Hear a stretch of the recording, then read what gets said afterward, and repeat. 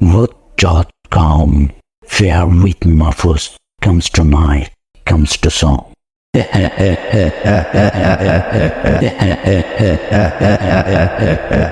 সবার জীবনে জানা অজানা কিছু প্যারানর্মাল ঘটনা ঘটেই চলেছে।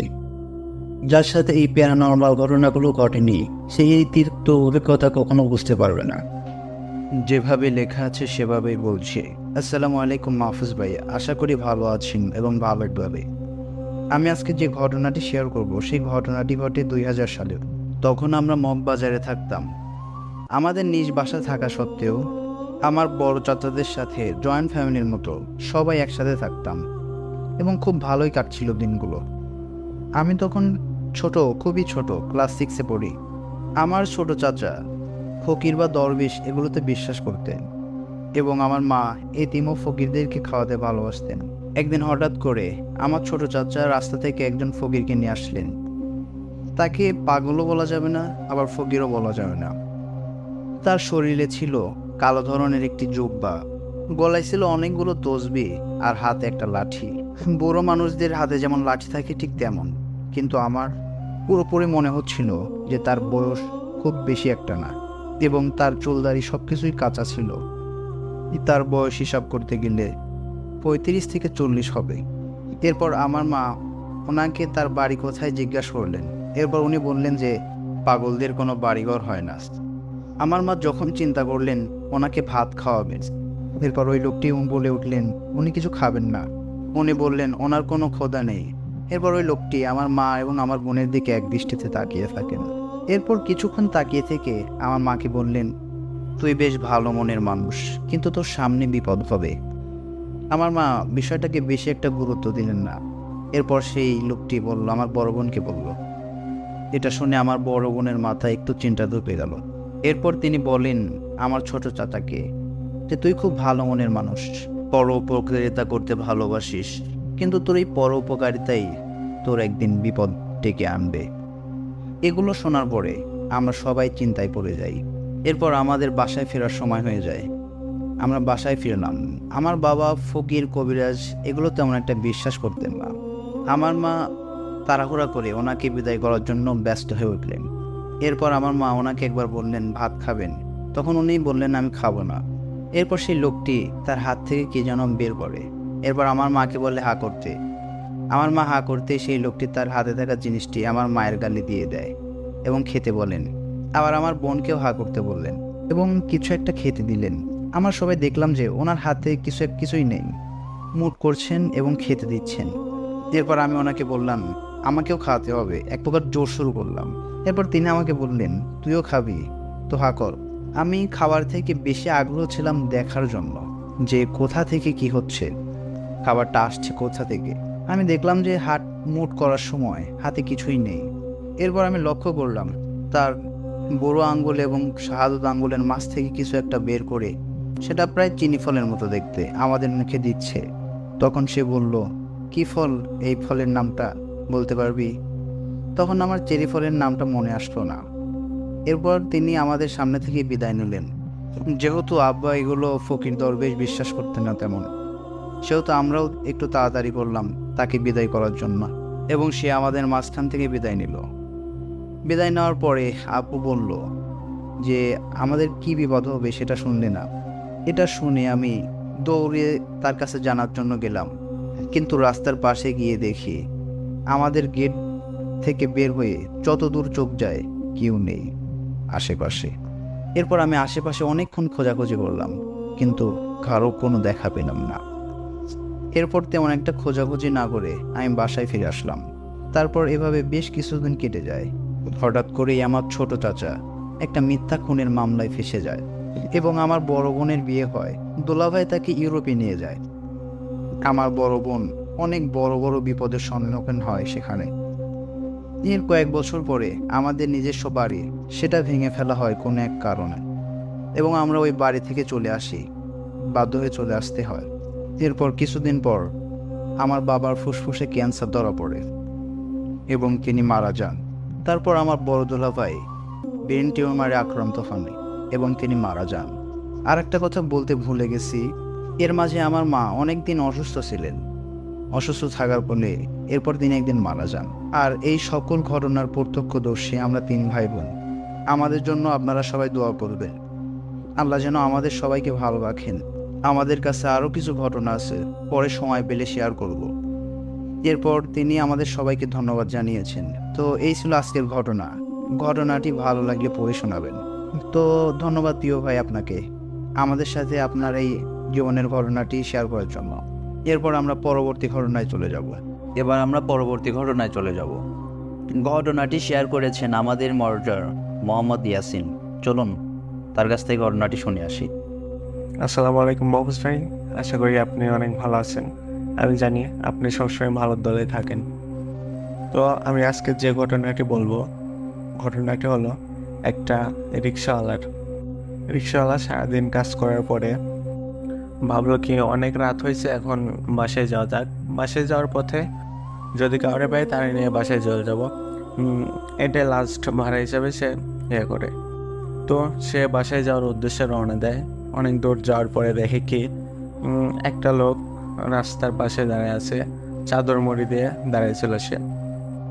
লোকটি রিক্সাওয়ালাকে বলল, ভাই যাবেন? রিক্সাওয়ালা বলল, আপনি কোন দিকে যাবেন? ওই লোকটি যেই নাম বলছিল ওই রিক্সাওয়ালার বাড়ির আশেপাশেই, রিক্সাওয়ালার বাড়ি থেকে একটু দূরে।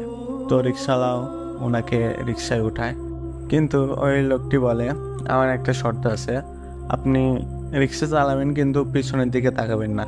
রিক্সাওয়ালাও ভাবে যে ওনার শর্ত থাকতে পারে, এটা ভাবে সে যাত্রা শুরু করে। এক পর্যায়ে অনেক দূরে যায়, রিক্সাওয়ালার বাসার সামনে একটা বট গাছ ছিল, বট গাছটা পার দিলেই রিক্সাওয়ালার বাসা। তো রিক্সাওয়ালা দেখতেছে লোকটি কোনো কথা বলে না, শব্দ করে না। তারপরে রিক্সাওয়ালা বলল, আমি তো আমার বাসায় পেয়ে গেছি, আপনি এখান থেকে নেমে হেঁটে চলে যান। তারপরে কোনো শব্দ নাই। সে 3বার এরকম বলার পরেও কোনো রেসপন্স পেল না। তো সে পিছন দিকে তাকালো। পিছন দিকে তাকায় যেটা দেখলো মহফুজ ভাই, সেটা দেখার জন্য রিক্সাওয়ালা মোটেই প্রস্তুত ছিল না। সে দেখলো যে লোকটি বসেছিল সে নেই, ওর জায়গায় একটা কাফনের কাপড় দিয়ে একটা লাশ মোড়ানো। আমরা যেভাবে রিক্সায় বসে থাকি ঠিক ওইভাবেই বসেছিল, কিন্তু লাশটার মুখ খোলা ছিল। এটা দেখে রিক্সাওয়ালা অনেক ভয় পায়। ভয় পেয়ে সে দৌড়ে বাসায় চলে যায়। বাসায় চলে যাওয়ার পরে তার দরজা খুলে, রিক্সাওয়ালা যেহেতু একাই থাকতো, জানতো কীভাবে দরজা খুলতে হয়। তো সে দরজা খুলে এতটাই ভয় পাইছিল যে তার টেবিলের উপরে 1 জগ পানি রাখা ছিল, সে 1 জগ পানি পুরাটাই খেয়ে ফেলে। তারপরে সে তার হ্যারিকেনটা জ্বলায়। সে আপনারা তো জানেন যে আগুন দেখলে ভূত বা জিন এগুলো একটু ভয় পায় বা কাছে আসে না। তো হ্যারিকেনটা জ্বলায় সে কৌতূহলের বসে জানালাটা খুলে দেখলো সে আছে কিনা।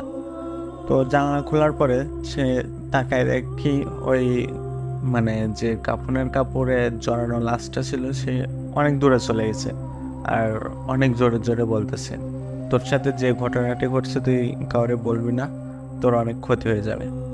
তো এইভাবে কয়েকদিন যাওয়ার পরে ওই রিক্সাওয়ালা করে কারো কাছে যে ঘটনাটা ঘটছে এটা কারো কাছে শেয়ার করে দেয়।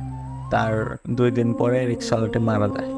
এই ছিল মহফুজ ভাই আজকের ঘটনা। ভালো লাগলে আপনার অডিয়েন্সদের কাছে শেয়ার করবেন। আল্লাহ হাফেজ। এবার আমরা পরবর্তী ঘটনায় চলে যাব। ঘটনাটি ঘটে কোরবানির ঈদ এবং পূজার মাঝখানে যে ছুটি থাকে ওই ছুটির সময়।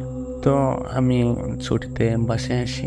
বাসায় আসার 2-3 দিন পরে সকালবেলা আমার ঘুম ভাঙে। পাশের বাসার একটা ছোট মেয়ে সুইসাইড করছে, এটা শুনে আমার ঘুম ভাঙে। তো আমার ভাইয়া ছিল মেডিকেল স্টুডেন্ট, সে সেখানে যায় দেখে অনেক খারাপ অবস্থা। তো আমার ভাইয়া ওদের ফ্যামিলির সিনিয়র পার্সনরে বলে কি অবস্থা তো ভালো না, আপনারা যত তাড়াতাড়ি পারে মেডিকেলে নিয়ে যান। তারপরে বাচ্চাটাকে মেডিকেলে নিয়ে যান। তারপরে ডাক্তার বলে কি বাচ্চাটা মরে গেছে, ডেড। ডাক্তার ঘোষণা দেয় ডেড হয়ে গেছে।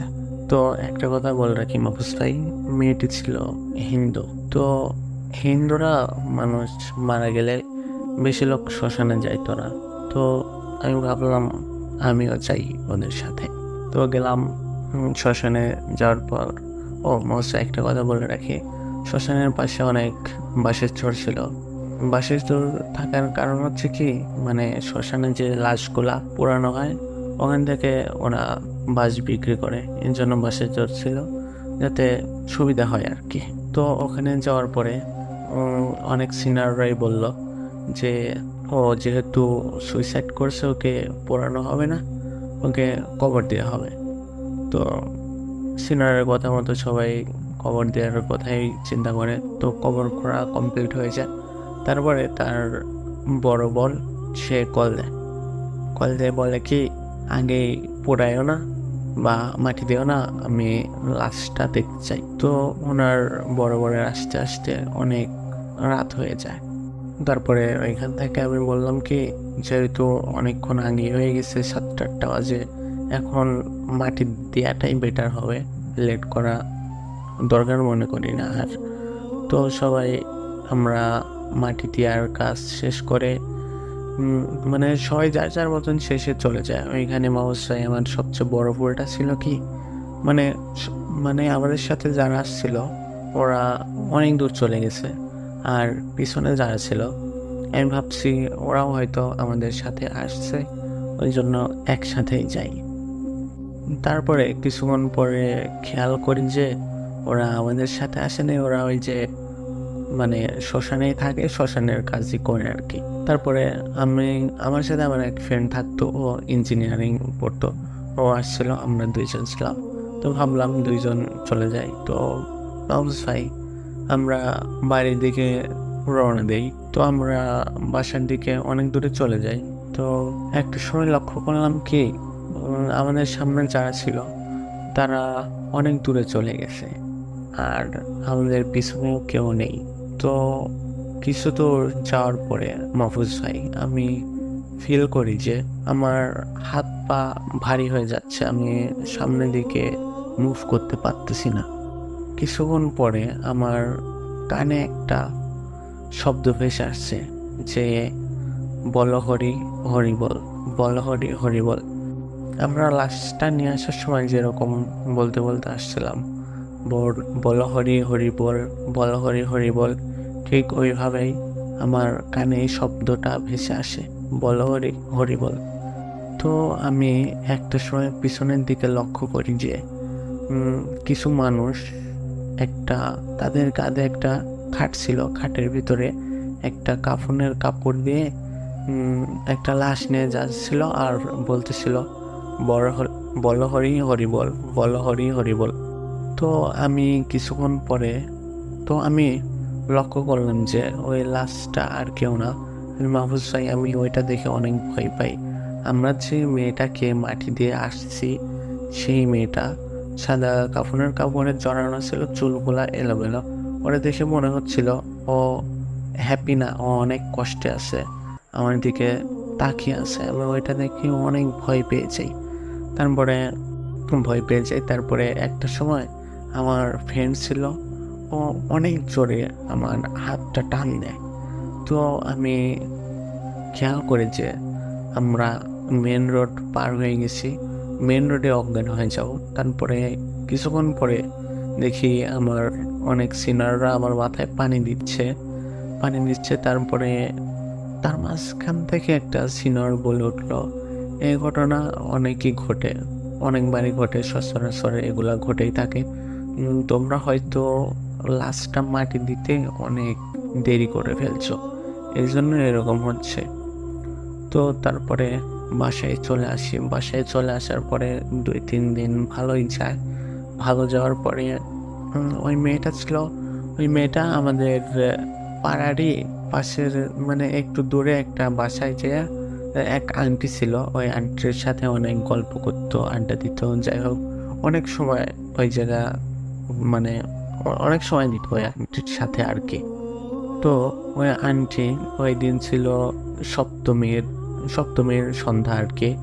সন্ধ্যার সময় ওই আন্টি যখন বাসা থেকে দরজা খুলে বারান্দায় আসে, কোনো একটা কাজে বারান্দায় আসে, তারপরে দেখে কি যে ওই যে মেয়েটা আসতো আন্টির বাসায়, ও ওই দিন সন্ধ্যার সময় করে আন্টির বাসার গেটটা খুলে রান্নাঘরের দিকে হাঁটতে হাঁটতে একটা সময় ভ্যানিশ হয়ে যায়।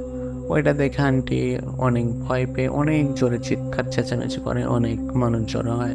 তারপরে আমরা জানতে পারি কি এই যে যে মেয়েটা সুইসাইড করছে ওরে আন্টি দেখছে, ওই জন্য অনেক ভয় পাইছে।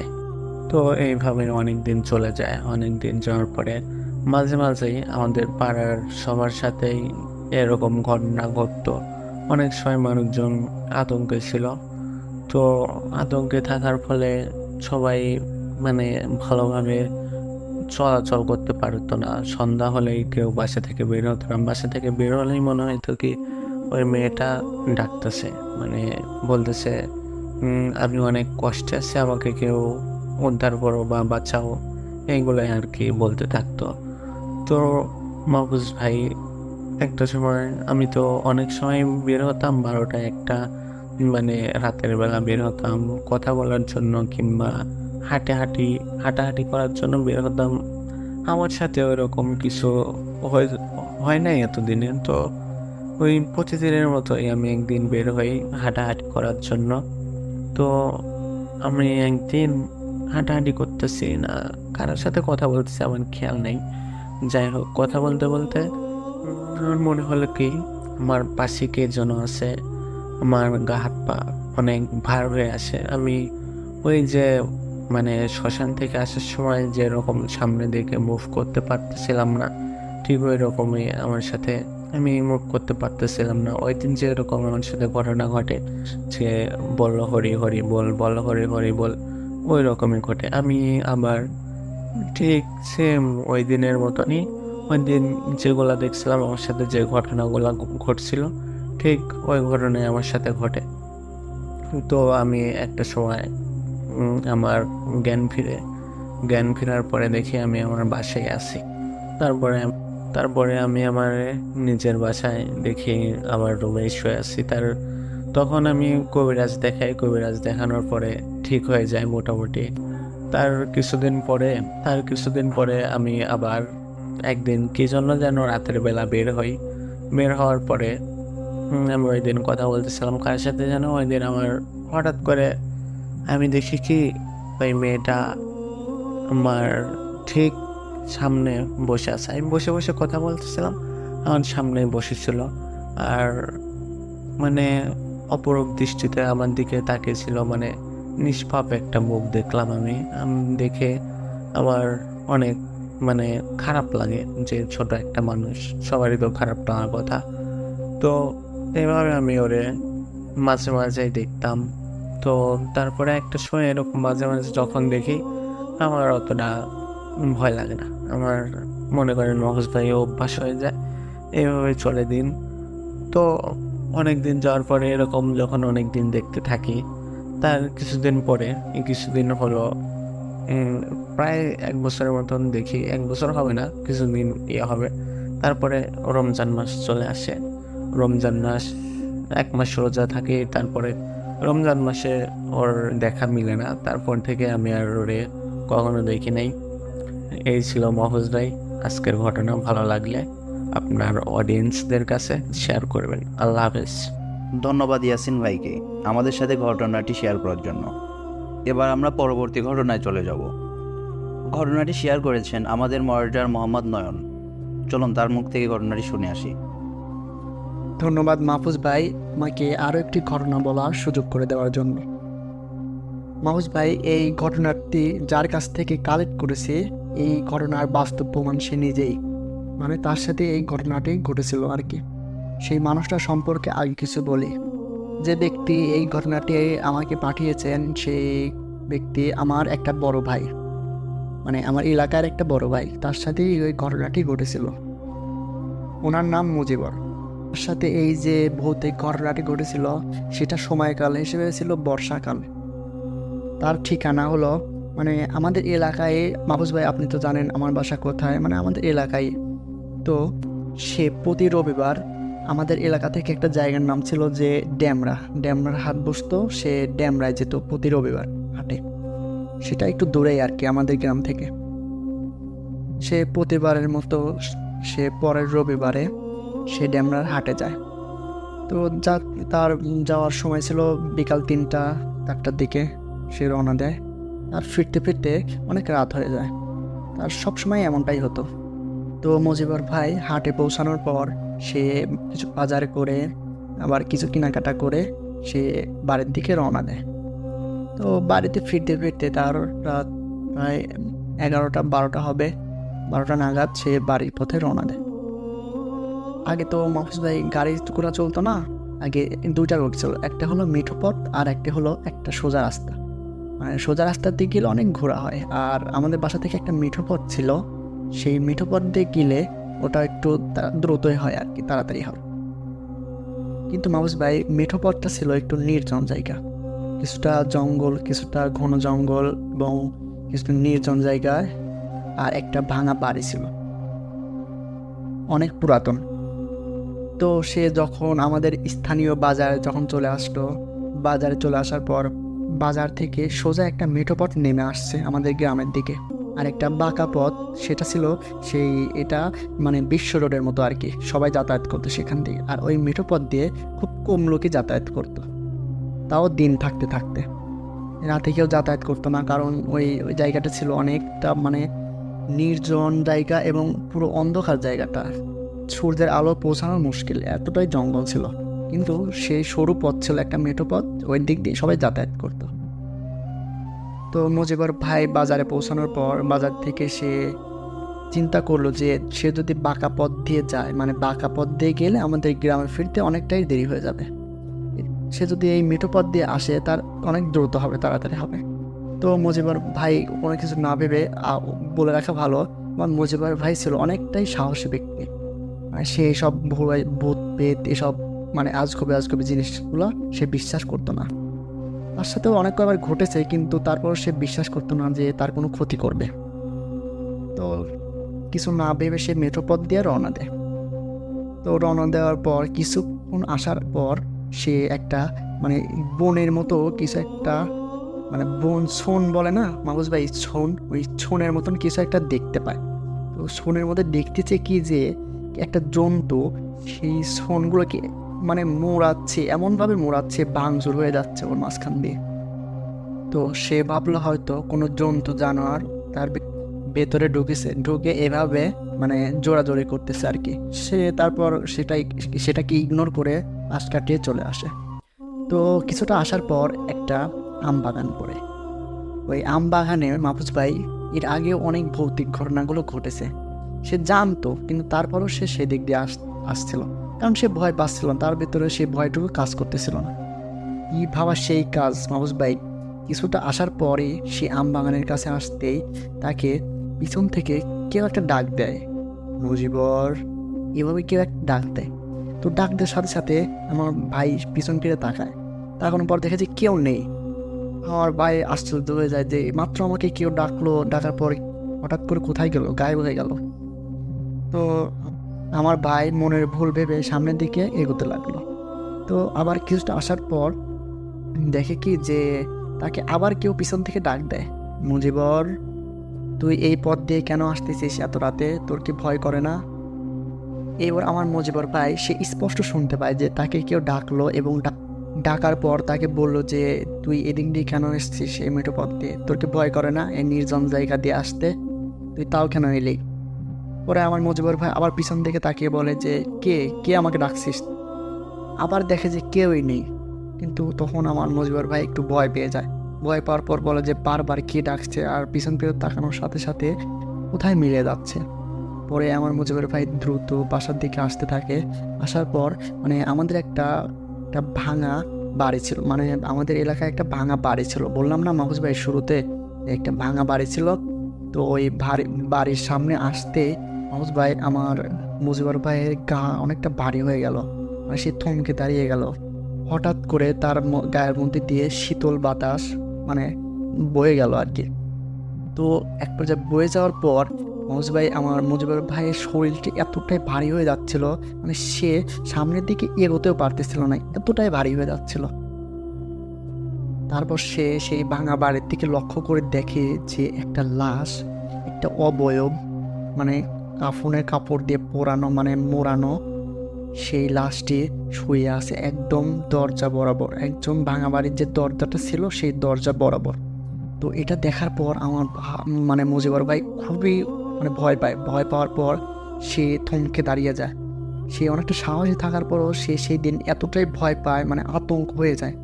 তো এক পর্যায়ে সে কোনোভাবে ওইখান থেকে বের হয়ে আসে। তো বের হয়ে আসার পর কিছুটা আসার পর একটা মোড় পড়ে, মানে রাস্তায় একটা মোড় আছে না, মেঠো পথে একটা মোড়, সেই মোড়ের পর ওঠার পরে সে একটা বট গাছের নিচে এসে দাঁড়ায় যখন, তো দাঁড়ানোর পর সে আবার দেখে যে বট গাছের মানে ঢালে কেউ একটা লাশ ঝুলছে।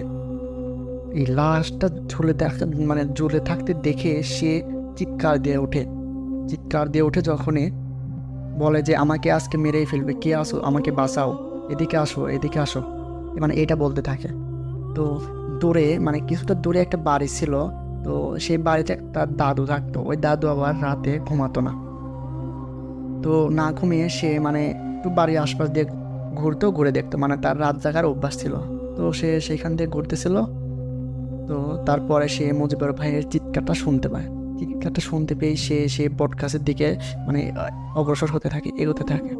তো সে সেখানে পৌঁছানোর পর সে মুজিবুর ভাইকে দেখতে পারে যে বট গাছের মানে নিচেই অজ্ঞান হয়ে পড়ে আছে, মানে চিৎকার দিয়ে আমার মুজিবুর ভাই অজ্ঞান হয়ে গেছিল। তো সে আর কিছু মানুষ ডাক দিয়ে মুজিবুর ভাইয়ের সাথে মানে কাছে যাওয়ার পর তার জ্ঞান ফিরিয়ে আনার পর মানে মুজিবুর ভাইকে যখন জিজ্ঞেস করা হয় যে তুমি অজ্ঞান হয়ে কেন পড়েছিলে, তোমার সাথে কি হয়েছিল বলো করে আমাদেরকে, তখন মুজিবুর ভাই বলে যে আমি যখন বাজার থেকে ফিরতেছিলাম, ড্যামনার হাট থেকে ফিরতেছিলাম, ফেরার পথে আমি যখন মিঠো পথ দিয়ে আসতে লাগি, কিছুটা আসার পর একটা বন ছিল, মানে একটা ঝোপঝাড় ছিল, এমনভাবে মানে ওইখানে নড়াচড়া করতেছিল যেন মনে হচ্ছিল কোনো জন্তু ভিতরে ঢুকে মানে সব কিছু ভেঙে চুরে শেষ করে দিচ্ছে। আবার কিছুটা আসার পর আমাকে পেছন থেকে কেউ ডাক দেওয়ার পর বলে যে তুই এই মিঠো পথ দিয়ে কেন আসতেছিস এত রাতে, তোর কি ভয় করে না, এটা বলে। আমি সেটাকে ইগনোর করে আমি আবার সামনের দিকে আসতেছিলাম। আসার পর ওই যে আমাদের ভাঙা বাড়িটা আছে, ভাঙা বাড়ির সামনে একটা লাশ পড়ে আছে। তো এটা দেখার পর আমি থমকে যাই। তো তার আগে আমার গায়ের উপর দিয়ে একটা শীতল বাতাস বয়ে যায়, তখন আমার গাটা অনেক ভারী হয়ে যায়। তো আমি সেখান থেকে আসতেও পারতেছিলাম না, মানে কোনো রকমে আমি এই বট গাছ তলা পর্যন্ত এসেছি। তারপরে দেখি যে এই বট গাছের উপরে একটা ফাঁসি দেওয়া অবস্থায় একটা লাশ ঝুলছে। এটা দেখার পর আমি খুবই ভয় পেয়ে যাই এবং চিৎকার দিই। তারপর আমার সাথে কী হয়েছে আমার আর মনে নেই। তো পরে সেই দাদুটি তাকে সাথে করে নিয়ে বাড়িতে পৌঁছায় দেয়। বাড়িতে আসার সাথে সাথে আমার মুজিবুর ভাই খুবই অসুস্থ হয়ে যায়। তার কি যেন হয়েছে, মানে সেই থেকে তার অসুস্থতাই ছাড়ে না। তারপর কিছুদিন এমনি কেটে যাওয়ার পরে আমার মুজিবুর ভাইয়ের অনেক মানে অসুস্থতা এতটাই বাড়তেছিল যে কি বলবো মাহফুজ ভাই, সে দিন দিন মরা হয়ে যাচ্ছিল, মানে মৃত্যু সংখ্যায় তার চলে যাচ্ছিল প্রায়। তার সাথে একদিন স্বপ্নে দেখে যে সে ওই পথ দিয়ে আবারও আসতেছিল। আসার পর সে দেখতে পায় যে মানে ওই যে বন ছিল না একটা, মানে যে বনের কাছে সে প্রথমে দেখেছিল যে কিছু একটা জন্তু ভিতরে ঢুকে সে মানে মোড়াচ্ছে আর কি। তো ওই জন্তুকে সে সামনাসামনি দেখতে পায় স্বপ্নের ভিতরে। তো স্বপ্নের ভিতরে সেই জন্তু তার সাথে কথা বলতেছে তুই ওই পথ দিয়ে এসে ভুল করছিস, ওই রাতটা ছিল অমাবস্যার রাত, সেটা আমাদের চলাচলের রাস্তা ছিল, তুই ওই পথ দিয়ে কেন এসেছিস, তুই আর বাঁচতে পারবি না। তো এইটা বলার পর আমার মুজিবুর ভাই স্বপ্নের মধ্যে মানে লাফ দিয়ে সে ঘুম থেকে উঠে যায়, ঘুম ভেঙে যায়। তার ঘুম ভাঙার পর তার পরিবারে সবাইকে জানায় বিষয়টা। জানানোর পর তার একটা মানে ফুপু ছিল আর কি, তার একটা বড় ফুপু ছিল, তার ফুপু এই বিষয়টা জানতে পারে। তো জানতে পারার পর আমার বড় ভাইরে বলে কি যে তুই কেন ওই রোড দিয়ে আসতে গেলি, ওই রোডটা ভালো না, ওই রোডে মানে ওই মেঠো পথে অনেক দিন আগে একটা মানে ওই মেঠো পথে যে বট গাছটা ছিল, ওই বট গাছে একজন ফাঁসি দিয়ে মারা গেছিল অনেক আগে। তো আমার মুজিবুর ভাই সেটা জানতো না। তো সেদিন জানার পর থেকে সে আরও ভয় পেয়ে যায় যে আমি হয়তো সেদিন এসে ভুলই করেছি। তারপর সে এগুলো স্বপ্ন দেখে, প্রায়ই স্বপ্নে দেখে। তো এইভাবে স্বপ্ন দেখতে দেখতে সে আরও অসুস্থ হয়ে যায় আর কি। তারপর তাকে নিয়ে তার পরিবার সবাই একটা কবিরাজ দেখায়। সেদিন তারপর থেকে কবিরাজ দেখাইছিল না, কারণ তারপর থেকে কোনো সমস্যা হয়েছিল না, কিন্তু অসুস্থতা ছিল, অনেক ওষুধ খাচ্ছিল, তাও ঠিক হচ্ছিল না। পরে একটা ভালো কবিরাজ দেখায়। তো কবিরাজের কাছে যাওয়ার পর সেই কবিরাজ তাকে বলে কি যে তোমার সাথে সেই অবয়ব জিনটি তোমার ভিতরে প্রবেশ করছে, এই জন্য তুমি দিন দিন অসুস্থ হয়ে যাচ্ছ। পরে বলতেছে যে এটা থেকে মুক্তি পাওয়ার আশা মানে মাধ্যম কোনটি, আমাকে একটা উপায় বলুন। পরে সেই কবিরাজ তাকে ঝাড়ফুঁক করে দেয়, করে দেওয়ার পর তার গাটা বন্ধ করে দেয় এবং তার কাছে একটা তাবিজ দিয়ে দেয়, যে বলে কি তুমি বাসায় গিয়ে এটা পরে নিও, তোমার আর কোনো অবয়ব কোনো কিছু তোমার স্বপ্নে আসবে না, তোমার সাথে অশুভ কোনো কিছু আর মানে সাক্ষাৎ করতে পারবে না, যাতে তুমি ভয় না পাও। আর কিছু রুলস দিয়ে দেয় আমার মুজিবর ভাইকে। মুজিব ভাই কিছু রুলস দিয়ে দেয় যে এই রুলসগুলো তুমি মানে মেনে চলবা, তাহলে আর কোনো সমস্যা হবে না তোমার সাথে। তো তারপর মুজিবর ভাই বাসায় চলে আসে। আসার পর সে সেই রুলসগুলো মানতে থাকে। মানার পর মানে সে অনেকটাই কেয়ারিং ছিল এই মহস ভাই, এই জন্য সে নিজের যত্ন নিতে পারতো। যে একটা বিষয় তাকে কেউ বললো, সে সেটা মেনে চললো। সেই কবিরাজের কথা মতো সে সব কিছু মেনে চলে। সে সব কিছু মানে সব কিছু গুছিয়েই করে আর কি। গুছিয়ে করার পর তারপর স্বাভাবিকভাবে কিছুদিন যাওয়ার পর সে আস্তে আস্তে সুস্থ হয়ে যায়। তারপরে আর তার সাথে কোনো কিছু ঘটেনি মাহফুজ ভাই। সে এখন পর্যন্ত সুস্থ ও স্বাভাবিকই রয়েছে। তো মাহফুজ ভাই, এই ছিল আজকের ঘটনা, আশা করি ভালো লাগবে। ধন্যবাদ নয়ন ভাইকে আমাদের সাথে ঘটনাটি শেয়ার করার জন্য। এবার আমরা পরবর্তী ঘটনায় চলে যাব। ঘটনাটি শেয়ার করেছেন আমাদের মডারেটর মোহাম্মদ হৃদয়। চলুন তার মুখ থেকে ঘটনাটি শুনে আসি। তো মাহফুজ ভাই, আপনার সঙ্গে অনেক ঘটনা শেয়ার করছি এবং আপনার সঙ্গে দেখা করার জন্য আমার মনটা অনেক ব্যাকুল হয়েছিল। এই জন্য আর কি আপনার স্টুডিওতে চলে আসলাম এবং আজকে যে ঘটনাটি বলবো এটা সম্পূর্ণ আপনার সামনে বসে বলবো। আসসালামু আলাইকুম মাহফুজ ভাই, আশা করি আপনি ভালো আছেন এবং ভালো সঙ্গে আছেন। আজকে যে ঘটনাটি আমি শেয়ার করতে চাচ্ছি, ঘটনাটি অনেক ভয়ঙ্কর এবং ঘটনাটি ঘটে আমাদের পুষ্কনিতে। তে বেশি দেরি না করে ঘটনাটি শুরু করি। ঘটনাটি যখন ঘটে তখনকার সময় 2019 সাল, বেশি দিনও আগে না, 5 বছর আগের ঘটনা। তো ঘটনাটি এমন যে আমাদের পুষ্কনিটা ছিল মাদ্রাসার এবং ওই পুষ্কনিটা আমরা রিসে নেই, 3 বছরের চুক্তিতে রিসে নেই। এই কারণে আর যখন পুকুরটা কাটা হয় তখন অত একটা ভালোভাবে কাটা হয় না। এই কারণে যখন বৃষ্টি হয় তখন অনেক পানি হয়ে যায় এবং পুকুর প্রায় ডুবে যায়। তে মাহফুজ ভাই বলে রাখা ভালো, যখন ঘটনাটি ঘটে তখন বর্ষাকাল ছিল। তখন বর্ষায় এত বৃষ্টি হয় যে অনেক পানি হয় যে এবং বাঁধ প্রায় ডুবে গেছে। তখন আর একটা জিনিস বলে রাখা যে ভালো, যে পুকুরটা ভাগে নেয়। ভাগে বলতে যে আমার খালুর সঙ্গে নেয়। তো 2 জন মিলে যখন পুকুরটা নেয়, চুক্তিতেই নেয়, ঠিক আছে। ঘটনাটা যাক যে অনেক পানি হয় এবং পুকুরটা ঘেরার জন্য নেট দিয়ে ঘেরার জন্য 2 জনই যায় এবং আমাকে সঙ্গে নিয়ে যায়। তো যেতে যেতে বিকালের ওইদিকে রওনা দেই আমরা। তো পৌঁছাতে সন্ধ্যা, প্রায় আমাদের বাসা থেকে অনেক দূরেই, প্রায় মাঝবিলে অনেক দূরেই বলতে গেলে। তো তখন পুকুরটা ঘেরার জন্য যখন আমরা যাই তখন দেখি অনেক পানি হয়। তখন সন্ধ্যা হয়েছিল না, তখন ঘেরা শুরু করি। চারদিক ঘিরতে ঘিরতে সময় হয়ে যায় প্রায় ইশারে আজান। ওইদিকে 2 পাশে ঘিরছি, তখন ইশারে আজান দেয়। তো তখন আমরা একটু দম নেই, তারপরে কিছুক্ষণ পর আবার শুরু করি। তারপর আর 2 পাশ ঘিরতে ঘিরতে প্রায় রাত হয়ে যায় 12টা কি 12:30 ওইদিকে। তখন মাহফুজ ভাই কাজ দেখতে দেখতে শেষ হয় এবং তখন আমরা বাসার উদ্দেশ্যে রওনা দেব।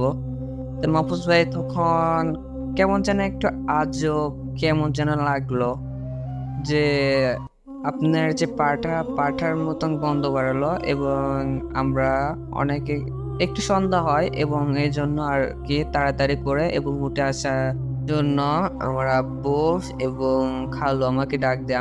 কারণ মাহফুজ ভাই আমি ছিলাম মাছ পুকুরে গোসল দিচ্ছি, তখন আমার আব্বু এবং খালু এই ঘটনাটি খেয়াল করে এবং আমাকে ডাক দেয়। আমি উপর দিকে আসি, তখন আমার খালু বলল যে তোরা একটু খাড়া, আমি ওই পাশ দিয়ে দেখে আসি গিরা শেষ হয়েছে কিনা। তখন খালু যাওয়ার কিছুক্ষণ পর ডাক দেয়, তখন আমি আর আমার আব্বু ওই পাশে যাই। পুকুরটাও অনেক বড় ছিল মাহফুজ ভাই, তো তখন ওই পাশে যাওয়ার পরে আমার খালুর কাছে পৌঁছানোর পর আমার খালু বলে যে দেখ এই পাশে কেবল মাত্র গিরে হয়ে গেলাম, দেখ এই পাশে কি মানে দেখলাম মাহফুজ ভাই কিরকম যে নেট ছিল, মনে করেন নেট তুলা পুকুরের মধ্যে পাশে একটা বই ছিল, বইয়ে ফেলাতে হয়েছে। এই দেখতে দেখতে এই কাজটা কে করলো আমরা বুঝলাম না। তখন আর কি আবার আমরা নেটটা তুলে যে খালু বললো যে এই এত গিরছি তো এখন এইটুক বাদ দিয়ে আবার চলে যাব। তো তখন আমার খালু আবার নেট তুলে আবার শুরু করে আমরা গিরতে প্রায় 1.5 ঘন্টা চলে যায়। তখন বেজে যায় রাত প্রায় একটা পার হয়ে যায় 1:30টার ওইদিকে। তখন আমাদের কাজ শেষ হয় এবং আমরা বাসার দিকে রওনা দিই। তখন মাহফুজ ভাই আমাদের পুকুরটা অনেক বড়ই ছিল, তো তখন মাহফুজ ভাই আমরা যখন আসি তখন আসতে গেলে পুকুর পার হয়ে চলে আসে। আমাদের বলে রাখা ভালো যে মাহফুজ ভাই আমাদের পুকুরের সামনে একটা পুকুর ছিল অনেক বছর আগের, মানে পুকুরটা ধরতে গেলে আমাদের বিলের প্রায় প্রথম কাটা ওই পুকুরটা। তো মাহফুজ ভাই তখন ওই পুকুরটা আমরা পার করে চলে আসবো এমন সময় কে যেন আমাদের পুষ্কুনি থেকে জোরে করে চিল্লায় উঠলো। তে মাহফুজ ভাই এই ঘটনাটা আমার আব্বু আর এবং আমার খালু বুঝতে পারে এবং বলল যে না পিছন দিকে যাওয়া লাগবে না, তোরা চল, এখন রাত অনেক হয়ে গেছে, এখন আমরা বাসার দিকে যাই। তে আমরা মাহফুজ ভাই আবার রওনা দেই। ঘটনাটি ঘটার পর আমরা রওনা দেই। তে রওনা দিতে যে পুরাতন পুকুর প্রায় শেষ, আমরা চলে আসব। তখন পুকুরের ডান পাশে খেয়াল করে দেখা যায় যে মানে টর্চ লাইট আমাদের হাতে ছিল, তো তখন আমরা টর্চ দিয়ে দেখি যে মাহফুজ ভাই মনে হলো যে পুকুরে কে যেন গোসল করছে। রাত প্রায় 1টা কি 1:30, তখন কে যেন গোসল করছে মাহফুজ ভাই। তখন এই ঘটনাটি দেখে আমরা লাইটটা সরায় নেই মাহফুজ ভাই, আমরা বুঝতে পারি যে কি ঘটছে আমাদের সঙ্গে। তো তখন আমরা টর্চটা সরায় নেই এবং আমরা আবার হাঁটা ধরি। তা হাঁটতে আমরা যখন পুষ্কুনিগুলো পার করে আমরা পুকুরগুলো পার করে যখন আমরা মাঠে নামি, এবং যারা গ্রামে থাকে তারা হয়তো বুঝবে যে হচ্ছে টিপটিকল যাকে বলে, টিপটিকলের যে ক্লান, আমরা ক্লানে উঠি এবং ক্লান দিয়ে হাঁটতে বাসার দিকে রওনা দিই। তখন মাহফুজ ভাই আর কোনো সমস্যা হয় নাই, আমরা চলে আসি এবং ঘটনাটি ঘটে পরের দিন মাহফুজ ভাই। তা আমরা বাসায় চলে আসি, আমার খালুর বাসায় চলে যায়, আমরা আমাদের বাসায় আসি এবং পরের দিন যাওয়ার জন্য আমরা প্রস্তুতি নেই। এবং পরের দিন আমরা সকাল কয়টার ওইদিকে যেন প্রায় মাহফুজ ভাই 8টা কি 8:30 নাগাদ আমরা আবার রওনা দেই আমাদের পুকুরের উদ্দেশ্যে। তো আমরা কিছুক্ষণ পর আমরা পুকুর পাওয়া যায় এবং পুকুরে যাওয়ার পরে দেখি ঘটনাটি এমন যে মাহফুজ ভাই আমরা যে সারা রাত ধরে যে নেটগুলো গিললাম সবগুলোই কেমন যেন আবার যে আগের মতন পড়ে আসছে সব। আমাদের এই ঘটনাটি দেখে আমরা অনেক ভয় পেয়ে যাই, কারণ এই ঘটনাটি কিভাবে আমরা যখন গেছি হয়তো তখন আর হচ্ছে আমাদের পুষ্কুনে যে বিলে কেউ আর ছিল না মাহফুজ ভাই। তে ঘটনাটি এমন ভাবে ঘটলো, তে আমরা কি আর করব যে দিনের বেলায় আমরা ঘিরি।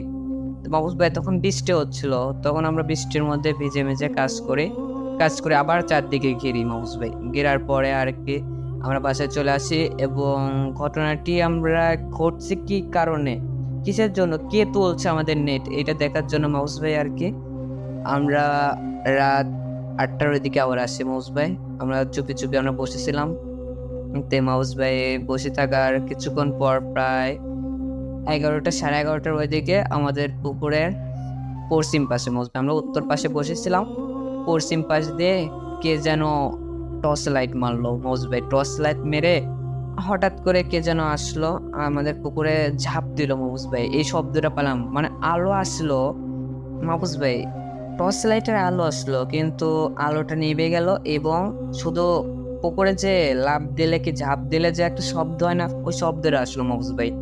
তো এই ঘটনাটি আমরা দেখি এবং কিছুক্ষণ পর দেখি আর কেউ না মাহফুজ ভাই এমন একটা ভয়ঙ্কর পেশা, সেটা দেখে আমরা অনেক ভয় পাওয়া যায় এবং আমরা 3 জন থাকার কারণে অবশ্য অত একটা ভয় না পেয়ে আমরা কি করবো আর মাহফুজ ভাই আস্তে আস্তে বাসায় চলে আসলাম এবং বাসায় আসার পরে এই ঘটনাটি আমরা বাসার লোকেদের সাথে শেয়ার করি এবং বড় একটি হুজুরের সঙ্গে শেয়ার করি। তখন এই হুজুর আমাদেরকে পরামর্শ দিল যে তোমরা আজ রাতে আমি যে ঠিকানা দিচ্ছি সেই ঠিকানায় যাবা এবং ভয় পাবো না, 3 জনে যাবা। তোমরা 3 জনের সঙ্গে ঘটেছে ঘটনা, তোমরা এই জায়গা যাবা, তোমাদের সমস্যার সমাধান হয়ে যাবে। কিন্তু এখানে যায় তোমরা ভয় পাবে না, কারণ ওইখানে একটা অদ্ভুত রকমের একজন লোক আসবে। তোমরা ওই লোকের সঙ্গে এই চিঠিটা দিবা, মানে মাহফুজ ভাই আমাদেরকে একটা চিঠি দেয়, বললো এইটা দিবা, দেখবা তোমাদের পুকুরে আর কোনো ঘটনা ঘটছে না এবং সব সমাধান হয়ে যাবে। তো তখন মাহফুজ ভাই ঠিকানা অনুযায়ী আমরা গেলাম। ঠিকানার যেখানে সেখানে না মাহফুজ ভাই, ঠিকানাটা একটা কবরস্থানে ওইখানে গেলাম, মানে কবরস্থান না তো কবরস্থানের বাইরে মাহফুজ ভাই, কবরস্থানের বাইরে আমরা গেলাম। যাওয়ার পর রাত 3টার ওইদিকে একজন লোক আসলো কালো কাপড় পরে। তখন আমরা আমাদের চিঠিটা দিই হাত বাড়িয়ে, না প্রথমত মাহফুজ ভাই আমরা সালাম দিই, সালাম দেওয়ার পরে মাহফুজ ভাই চিঠিটা হাত দিয়ে বাইরে করে দেই। তখন আমাদের হাত থেকে চিঠিটা নেয় এবং বলল যে কাজ হয়ে যাবে, তোমরা চলে যাও।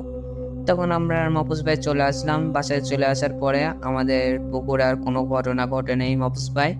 কিন্তু মাহফুজ ভাই তার কিছুদিন পর মাহফুজ ভাই আমাদের 3 জনের অনেক জ্বর হয়, মারাত্মক লেভেলের জ্বর হয় মাহফুজ ভাই। তো জ্বরও প্রায় 15 দিনের মতন আমাদের ছিল, তারপরে জ্বর ঠিক হয়ে যায়, তারপরে সব স্বাভাবিক হয়ে যায়। এই ছিল আজকের ঘটনা মাহফুজ ভাই। ধন্যবাদ আমাকে গল্পটি শেয়ার করার জন্য। ধন্যবাদ হৃদয় ভাইকে আমাদের সাথে ঘটনাটি শেয়ার করার জন্য। এবার আমরা পরবর্তী ঘটনায় চলে যাব। ঘটনাটি শেয়ার করেছেন আমাদের মডারেটর মোহাম্মদ সোহাইব। চলুন তার কাছ থেকে ঘটনাটি শুনে আসি। ধন্যবাদ মাহফুজ ভাই আমাকে আরেকটি ঘটনা বলার সুযোগ করে দেওয়ার জন্য। ঘটনাটি নেওয়া আমার এক বন্ধুর কাছ থেকে। তো ঘটনাটি সে যেভাবে বলেছে আমি আপনাকে সেভাবে বলছি। তো ঘটনাটি বলেছে অনিক চট্টোপাধ্যায়। সে কলকাতারই ছেলে, পড়াশোনা করার জন্য নয়নতলিতে যায়। তো সেই কলেজটা হচ্ছে একটু গ্রামের সাইডে। তো মাহফুজ ভাই তো যে সাবজেক্ট নিয়ে পড়াশোনা করবে আর কি, সেটার জন্য নাকি ওই কলেজটাই ভালো। তো তখন রওনা দেই, পৌঁছাতে রাত 8টা কি 9টা বাজে। তো সেখানে আসার পর আশেপাশে দোকানপাট সবগুলাই বন্ধ আর কি। তো লাগেজটা হাতে নিয়ে কিছু দূর হাঁটতে থাকি, সামনে দেখি যে একটা টং দোকান, সেখানে চা সিগারেট এইসব বিক্রি করে। তো তখন আমি এই দোকানদারকে জিজ্ঞেস করলাম, মামা সব দোকানপাট বন্ধ কেন? দোকানদার তখন বলল যে এই এলাকাটা ততটা ভালো না, এই জন্য সবাই সকাল সকালই বাসায় চলে যায়। তখন আমি দোকানদারকে জিজ্ঞেস করলাম যে আমি তো অমুক জায়গাতে যাব, এখানে রিক্সা কিংবা কোনো গাড়ি পাওয়া যাবে নাকি? তখন দোকানদার আমাকে বলল যে মামা এখন তো গাড়ি পাবেন না বা রিক্সাও পাবেন না, এই এলাকাটা ততটা ভালো না, আপনি বরং এইখানেই আজকে রাতটা কাটিয়ে কাল সকালে গাড়িতে চলে যান। তখন আমি দোকানদারকে বললাম, কি বলেন মামা, মাত্র তো রাত 9টা বাজে, এখনই সব কিছু বন্ধ করে দিছে গাড়ি চলাচল। তাই বলে দোকান থেকে একটা সিগারেট নিয়ে আমি সিগারেট খেতে শুরু করি। সিগারেটটা খেতে খেতে আমার যে সুটকেসটা ছিল সেটা ট্রলি সিস্টেমের, সেটা নিয়ে আস্তে আস্তে সামনের দিকে হাঁটতে থাকি। কিছু দূর যাওয়ার পর দেখি যে একটা কিছু ছায়ার মতো দেখা যাচ্ছে। আমি ভাবলাম যে হয়তো ওইটা কোনো বাড়ি বা কোনো দোকান, সেখানে থাকা যাবে। তো আমি সেখানে গিয়ে দেখি যে একটা ট্রং গাড়ি বা ঘোড়ার গাড়ি। গাড়িটা বেশি বড় না, হয়তো একটা ঘোড়ায় চালিত এই গাড়িটা। তো গাড়িটার কাছে যাওয়ার পর আমি গাড়ি চালককে দেখতে পেলাম না। তখন আমার হাতে সিগারেটটা শেষ করার পর সিগারেটটা ফেলে পা দিয়ে আগুনটা নিভিয়ে দিলাম। তো কিছুক্ষণ পর দেখলাম যে জঙ্গল বা গাছপালার পাশ থেকে একজন ব্যক্তি আসলো। তখন আমি তাকে জিজ্ঞাসা করলাম যে মামা, আমি তো অমুক জায়গাতে যাব, আপনি কি যাবেন নাকি? তো সে ব্যক্তি বলল, জি মামা, আমি ওই দিকেই যাব, ওঠেন। তো আমি তো তখন ভাবলাম যে ভালোই তো হলো, আজকে রাতটা আর এখানে থাকতে হলো না, গাড়ি তো পেয়েই গেলাম, তো গাড়িতে উঠে যাওয়া যায়। তো মাহফুজ ভাই, আমি যাওয়া শুরু করলাম। গাড়িটা বেশি বড় না, গাড়িতে একজন লোকই ওঠা যাবে। তো গাড়িটা চলতে শুরু করলো। কিছু দূর যাওয়ার পর একটা মাঠ পেলাম। তো মাঠের ভিতর দিয়ে রাস্তার দুই পাশে আর কি সবাই ধান, পাট এইগুলো চাষ করে।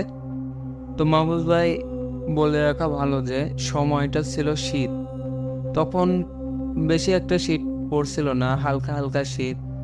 চাঁদের আলোয় রাস্তাটা অনেক সুন্দর লাগছিল।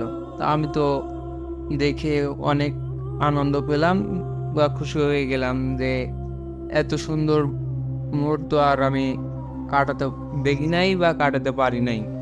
তো তখন আমার ভালোই লাগছিল আর কি। তো কিছু দূর যাওয়ার পর মাঠটা পার হয়ে একটা বাগানের ভিতর দিয়ে রাস্তাটা মনে হচ্ছিল যে আপনার যেরকম গুহা আছে না, গুহার ভিতর দিয়ে যেরকম অন্ধকার, চারপাশে অন্ধকার, কিছুই দেখা যায় না। সামনে দিয়ে মামা ঘোড়ার গাড়ি চালাচ্ছে, তাকেও ভালোভাবে দেখা যাচ্ছে না আর কি। তো রাস্তা দিয়ে যাওয়া শুরু করলাম। কিছুক্ষণ পর আমি অনুভব করতে পারলাম যে আমার পাশে ঠান্ডা একটা কিছু বসে রয়েছে। তো তখন আমি পাশ ফিরে দেখি যে আমার পাশে কেউ নেই। তো তারপরে আবার যাওয়া শুরু করলাম। আমি মনে মনে ভাবছি যে এই রাস্তা কখন শেষ হবে।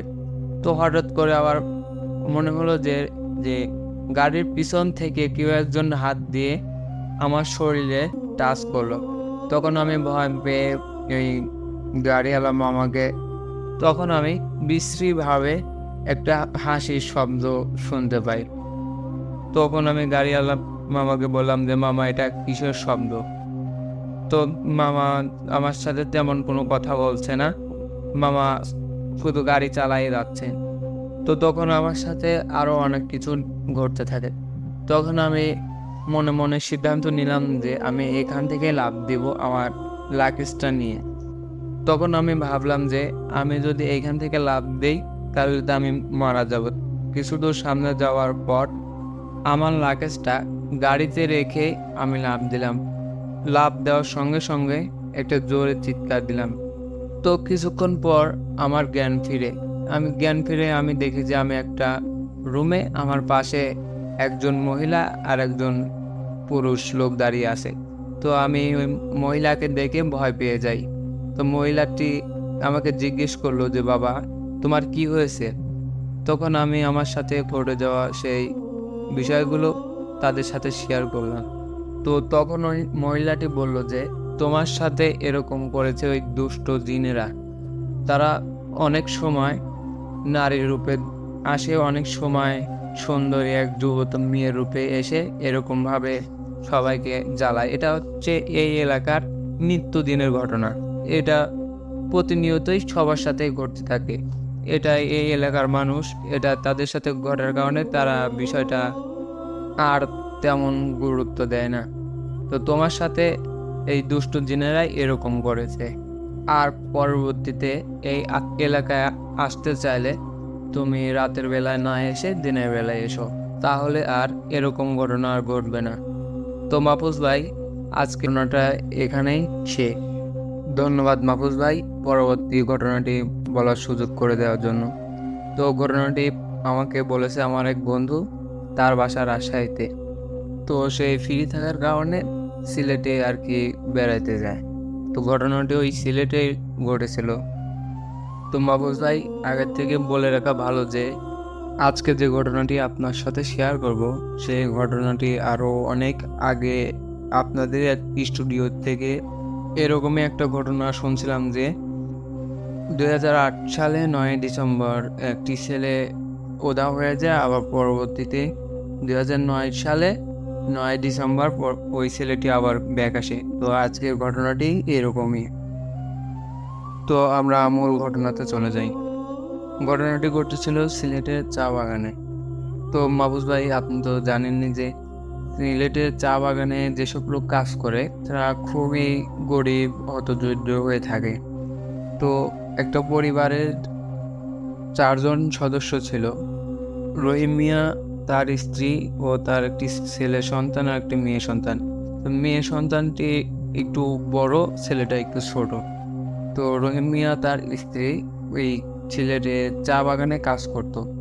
তো মাহফুজ ভাই, আপনি তো জানেন যে যারা চা বাগানে কাজ করে তারা সবাই খাবারের জন্য আর কি, তাদের সংসারটা যাতে ভালোভাবে একটু চলে এজন্য তারা সবাই চা বাগানে কাজ করে। তো রহিম মিয়া তার স্ত্রী চা বাগানে কাজে যায়। তাদের বাসায় থাকে তার মেয়ে আর ছোট ছেলেটি। তো তারা কাজে যাওয়ার কিছুক্ষণ পরে তাদের বাসায় কে যেন তাদের বাসায় এসে ডাকতে থাকে যে রহিম মিয়া কাজে যাবে না নাকি আজকে। তো তার মেয়ে ঘরের ভিতর থেকে বলে যে বাবা তো কাজে চলে গেছে। তো পরে ঘরের দরজা খুলে দেখে যে কেউ নেই। তো পরবর্তীতে আবার ঘরের দরজা লাগিয়ে ভিতরে চলে যায়। কিছুক্ষণ পর আবার ও এসে সেমভাবে ডাকতে থাকে। তখনই তার মেয়ে একটু ভয় পেয়ে যায়। ভয় পেয়ে রুমের ভিতর থেকে বলে যে বাবা তো বাসায় নেই, বাবা তো কাজ চলে গেছে। তো এরকমভাবে সে দিনটা চলে যায়। রহিম মিয়া তার স্ত্রী বাসায় আসে। বাসায় আসার পরে তার মেয়ে তার বাবা মাকে সব ঘটনা খুলে বলে। তার বাবা বলে যে হয়তো কেউ কাজের জন্য ডাকতে আসছিল, তো এটা নিয়ে ভয়ের কোনো কিছু নেই। তো তার মেয়ে এটা বিষয়টা সাধারণভাবে নেয়। তো পরের দিন আবার রহিম মিয়া তার স্ত্রী চা বাগানে কাজে চলে যায়। সেদিনও তার সাথে একই ঘটনা ঘটে। সেদিন আর সে বিষয়টি তার বাবাকে জানায়নি। সে দিনটা ভালোভাবে যায়, সে বিষয়ে আর তার কোনো খেয়াল নেই যে দিনে তার সাথে কি হয়েছে। তো পরের দিন রহিম মিয়া তার স্ত্রী কাজে যাচ্ছিল, তখন তার মেয়েও সে তাদের সাথে কাজে যায়। কাজে যাওয়ার পরে রহিম মিয়া তার স্ত্রী তারা দুজন একপাশে কাজ করতে থাকে আর তার মেয়ে কাজ করতে করতে উপরের দিকে যেতে থাকে। তো সে দেখলো যে উপরে তো অনেক লোকই কাজ করছে, আমিও তাদের সাথে গিয়ে কাজ করি। তো সেখানে যাওয়ার পর কাজ করতে করতে তো মাহফুজ ভাই হঠাৎ করে একটু গরম হাওয়া এসে তার মুখে লাগে।